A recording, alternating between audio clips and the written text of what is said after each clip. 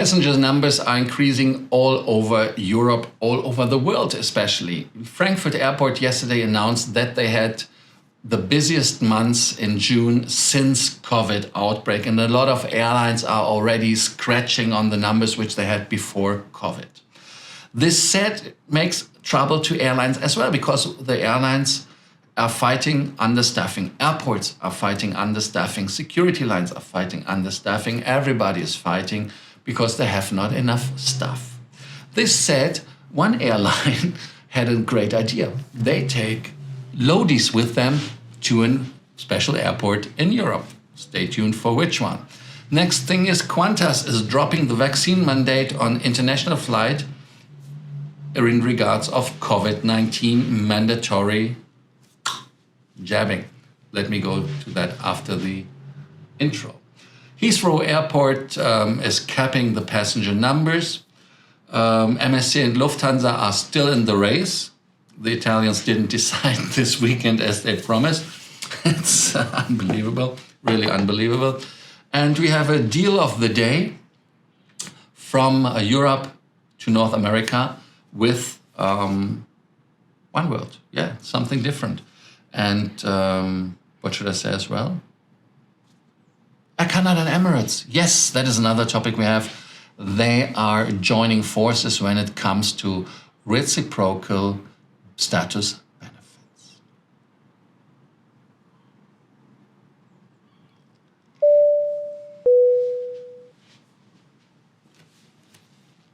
My name is Lars. I'm here to bring you more miles, more points, more status, and more aviation news, your daily dose. Do not forget to subscribe, to hit the notification button, that you get your daily dose. I don't want you to go on cold turkey, that you don't get your dose. But another thing is, which is important as well, a lot of people ask me, what should I do with my miles? What I should do with my points? What should I do if I want a status? How can I keep a status? Use the chance to get the free consulting call. In the show notes, there is the link.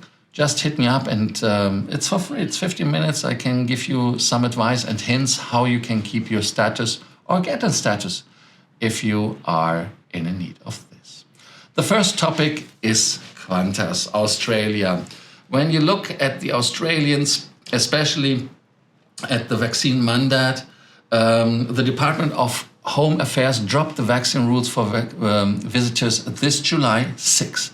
But anyone hoping to fly to or from Australia with Qantas as a One World member had a problem, because you were required to be vaccinated. And that is a little bit out of proportion, in my opinion. Qantas boss Alan Joyce, he was so avid in the no jab, no fly policy that he said, hey, that is what we have to do. And the carrier was one of the small numbers of airlines that introduced a vaccine mandate on both staff and passengers. But that is kind of outdated when you now see the vaccination times. The BA.5 variant currently is causing a spike, of course, in the COVID-19 cases. And you will see that the evidence suggests a higher degree of vaccine escape, meaning that the vaccination doesn't work. It's an escape version. But on the other side, and I can only speak for the German numbers or for Finnish numbers, that is that the numbers are going up, but the hospitalization rate is getting lower. So this said, it's a good thing that they are changing it. I think the 19th of July will be the cutoff date. Proof will be not required at 12:01 a.m. on 19th of July. So wait with your flight to Australia if you want to fly Qantas and you are not vaccinated. London Heathrow Airport, that is a problem.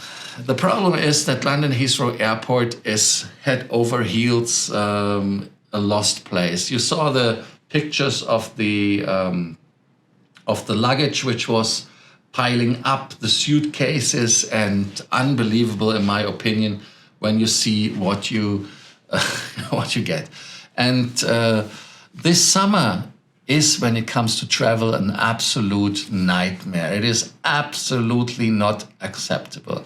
Heathrow has more passengers than they can handle. A lot of airports have those problems. You saw the pictures of Amsterdam, which I showed you in front of the tent, which one of the Twitter users was posting. It was a doctor, I think, oncologist. I'm still traumatized.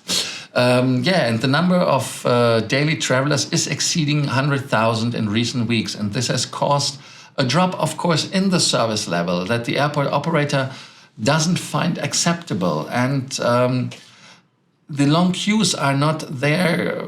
They are not enjoyable, of course, and the delays for passengers require assistance, bags not traveling with the passengers, arriving late, low punctuality, and last-minute cancellation. It is primarily attributed to the number of travelers exceeding the combined capacity of airlines and the ground handling. And of course, the airport claims that it has seen 40 years of passenger growth in just 4 months. And I understand that it feels for you that it's 40 years condensed to the 4 months, but wasn't the numbers public? I mean, even when you talk to Carsten Sprohr from Lufthansa Group, he said, we are full in summer. So the numbers were already known, and I heard it in February, March, that the numbers were going up. And now they said, okay, the airports are hiring back. Heathrow in that case since November 2021, but they are not fast enough. Here, just for you, a picture of the baggage that you just see it. But anyways, that is something we shouldn't give up with. And now they're asking the airlines not to sell tickets anymore. I mean, what is this? Heathrow is capping the passenger numbers, and the airport can handle an average of 100,000 passengers a day with giving you a experience which is it decent? I don't know. But in their opinion, it's okay. But when you see the forecast without further intervention in Heathrow, we will see an average of 104,000 travelers a day. So it's 4,000 more, 4%. Heathrow believes that an average of 101,500 seats have already been sold to passengers for the remaining summer, meaning airlines have sold more tickets than the airport can accommodate. And so they are asking the airlines to cap it. I mean, I understand it. But on the other side, why should airlines stop selling tickets? That is, they have to make money. And they cut frequencies. That is what airlines do, because it makes no sense if the flights are not full. They have other flights which are full. And I think it is hilarious that airport is acknowledging it, that they have a problem, and that anticipating that 104,000 is a problem daily. 101,500 is the average, which is already booked, but 100,000 should do the trick. I mean, for that, sorry, but that is something which is, in my opinion, not flying. I mean, in the full meaning of not flying. What is your opinion? Do you think that this cap makes sense, or is it just special? Icelandair is being special as well, but in a very positive way. And they are sending to Amsterdam, to the capital of the Netherlands, the airport which is struggling, and I showed you the pictures of the video. They want to cut the delays by sending 2 of their own staff who are doing nothing else than to load and unload the flights to Amsterdam. Unfortunately, only this one flight. And the press people said, we have also been sending people ourselves to smooth over back problems that have come up. Since last Friday, we have added 2 baggage handlers to our crew to Amsterdam and speed things up and keep planes on time. That is an innovative way of doing it. I think I like it. I hope they charge their provider who is in charge of the loading and unloading the aircraft. But this said, I think that the container should be a solution, because my problem, especially when it comes to the intra-European flights or within Europe, my luggage gets mostly broken. My remover suitcases loses wheels, gets dense, which is okay. I know that it's a statement. But again, still, when I see that the flights, for example, with Emirates, when they go in long haul, they're always in containers. Isn't it easier to send this luggage in containers, especially in the 320s or 737s?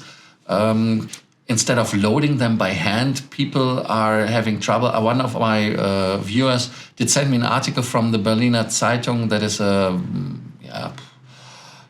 it's quite okay newspaper, where somebody was experiencing back problems because he was trying to catch a 32-kilogram suitcase, which was labeled heavy, but he wanted to be smart. And to avoid this kind of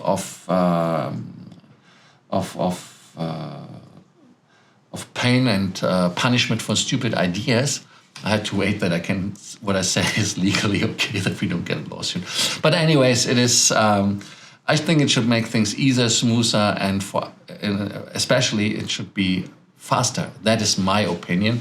What is your opinion? Containers, do they make sense? If you're working for an airline, if you're working in the loading industry of aircrafts, what is your idea? Do you think that makes sense instead of going into the belly and being there in a very uncomfortable position and playing with your health? Who is playing with time and playing with decision is the Italian government. The ITA merger, or buyout, however you call it, 80% the Italians want to sell. Lufthansa said, hey, we want to come and we want to buy with MSC together. Then they have an opponent, it's Cetares, an investment fund, who is going together with Air France, KLM and Delta. Their offer is unfortunately 200 million lower. And so they say now in the press, in Corriere della Sera, that Lufthansa is in the lead position for that.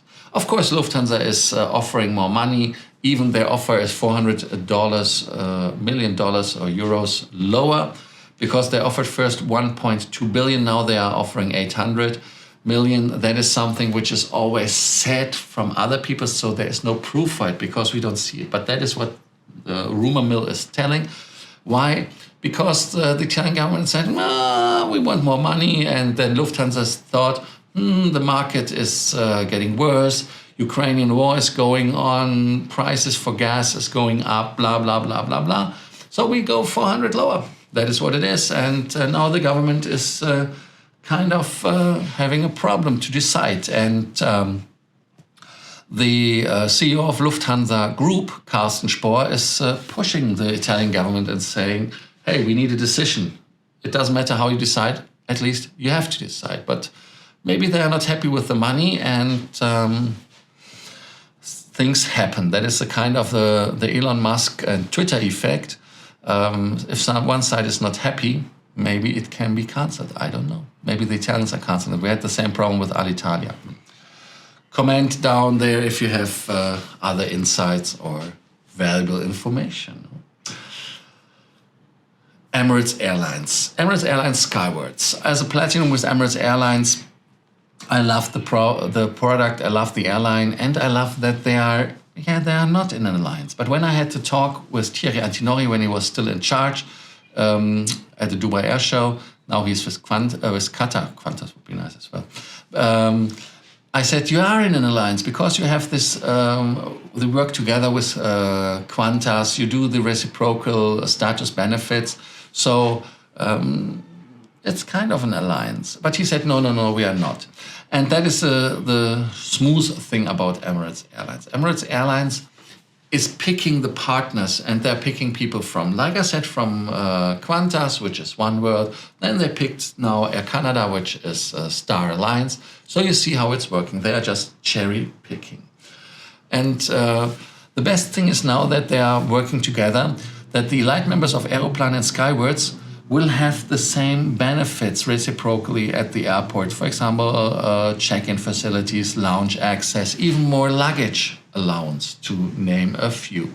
The most crucial part when it comes to the press release is to further enhance the customer experience. The carrier will also establish reciprocal frequent flyer benefits and reciprocal lounge access for qualifying customers. Further details of the partnership and specific code-share routes will be announced when finalized and will be subject to regulatory approvals and final documentation. That is great. That is good. Great news, in my opinion, for us as fetishists for status and loyalty cards. What is your take on that? I think especially when it comes to Aeroplan, it's maybe an interesting program because in the Middle East you can already redeem miles on Etihad, Gulf Air, Oman Air, and of course now adding Emirates. I mean, only Qatar is missing, no? So we will see. As promised, Deal Zone. Today's deal is a deal from Budapest in business class to Hawaii, starting at 1,600 euros and a little bit less. Yes, and if we look on the routing, one example routing would be via London, Budapest, London, Los Angeles, and then to Honolulu. Yes. The booking class SI, price I told you. From Europe, it's travel permitted on Tuesday, Wednesday, and Thursday. To Europe back, it's on Monday, Tuesday, and Wednesday. Advance reservation is needed 180 days. So this year, it will not be going to be a gate trip. But next year, if you want to fly with me, hey, let us plan a trip. Minimum stay is 6 days or the first Sunday. But listen, if you're flying from Europe to Hawaii, you want to stay a little bit longer than just 2 or 3 days. At least I would. Maximum stay is 12 months, which is a little bit too long for me. Unlimited stopovers permitted in Europe. Each cost you 150 euros. Unlimited stopovers permitted in North America, but $600. 600, that is a problem. The ticket is, of course, not refundable when it comes to cancellations, and changes are permitted when you reissue or revalidate, but you have to pay the fare difference. The routing I named to you brings you miles and points and status. The best one, in my opinion, would be Finnair. When you credit it with Finnair, it's 35,894 miles. If you would credit it to British Airways, then you get only 26,764, which is the same to Etihad, or when it comes to Iberia, there it is 26,764. Then the red light when it comes to mileage creditation is Qatar Airways. That is only 17,842 points. A lot of numbers, a lot of deals, a lot of information, a lot of topics, but I hope you found the potpourri. Is it a word you can use in English? Please write in the comment section if potpourri would be an English word. In German, it would be a potpourri, which means a full bucket of a lot of information and news. If you found it interesting for you and advisable not to miss any show for your daily dose of more miles, more points, more status, do not forget to subscribe to the channel, to hit the notification button. And last but not least, comment and like. Thank you for doing so. See you tomorrow at the next episode of Frequent Traveler TV Take Off.